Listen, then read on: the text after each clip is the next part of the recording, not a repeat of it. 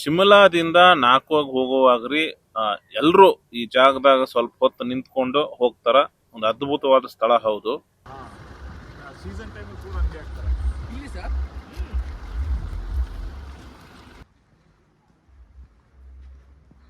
ಆ ರಾಕ್ ಟ್ಯುನಲ್ ಇತ್ತಲ್ಲ ಚಿಕ್ಕದು, ಅದನ್ನ ಕ್ರಾಸ್ ಮಾಡ್ಕೊಂಡು ಸ್ವಲ್ಪ ದೂರ ಬಂದ್ಮೇಲೆ ಒಂದು ಮೋಸ್ಟ್ ಇಂಪಾರ್ಟೆಂಟ್ ಪವರ್ಫುಲ್ ಪ್ಲೇಸು ಇದು ತರಂಡ ಮಾತಾ ದೇವಸ್ಥಾನ. ಒಂದು ವ್ಯೂ ಪಾಯಿಂಟ್ ಕೂಡ ಇಲ್ಲಿ ಐತಿ.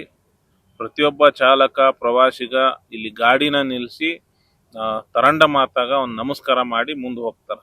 ಇದು ಜಿಪ್ ಲೈನ್. ಈ ಕಣಿವೆಯನ್ನ ಪಾರ್ ಮಾಡೋದಕ್ಕ ಬಳಕೆ ಮಾಡ್ತಿದ್ರು ಅನಿಸ್ತೈತಿ. ಈಗ ಈ ಜಿಪ್ ಲೈನ್ ಬಳಕೆ ಮಾಡ್ತಿಲ್ಲ ಅಂತ ಅನ್ನೋದು ನನ್ನ ಅಭಿಪ್ರಾಯ. ತರಂಡ ಮಾತಾ ಇಲ್ಲಿನ ಪರ್ವತಗಳನ್ನ ಕಾಪಾಡುತ್ತಿರುವ ಮತ್ತ ಪ್ರವಾಸಿಗರಿಗೆ ಯಾವುದೇ ಅಪಾಯ ಆಗದೆ ಇರಲಿ ಅಂತೇಳಿ ಅವರನ್ನು ನೋಡ್ಕೊಳ್ಳುವಂತಹ ದೇವಿ ಈ ತರಂಡ ಮಾತಾ.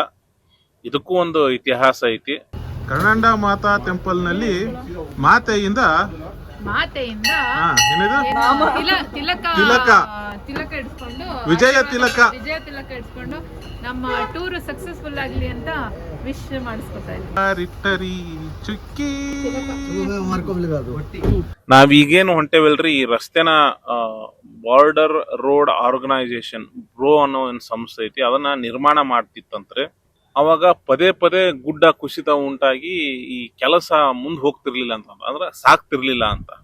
ಆಗ ಸ್ಥಳೀಯರ ಒಂದು ಸೂಚನೆ ಕೊಡ್ತಾರಂತ, ಈ ದೇವಿನ ಇಲ್ಲಿ ಪ್ರತಿಷ್ಠಾಪನೆ ಮಾಡ್ರಿ ಅಂತೇಳಿ.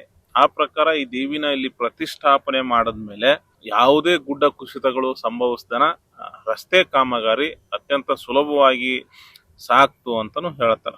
ಈ ದೇವಿಗೆ ಇನ್ನೊಂದು ಹೆಸರು ಐತ್ರಿ, ಅದು ಚಂದ್ರಲೇಖ, ಅಂದ್ರ ಪರ್ವತಗಳ ರಕ್ಷಕಿ ಅಂತ.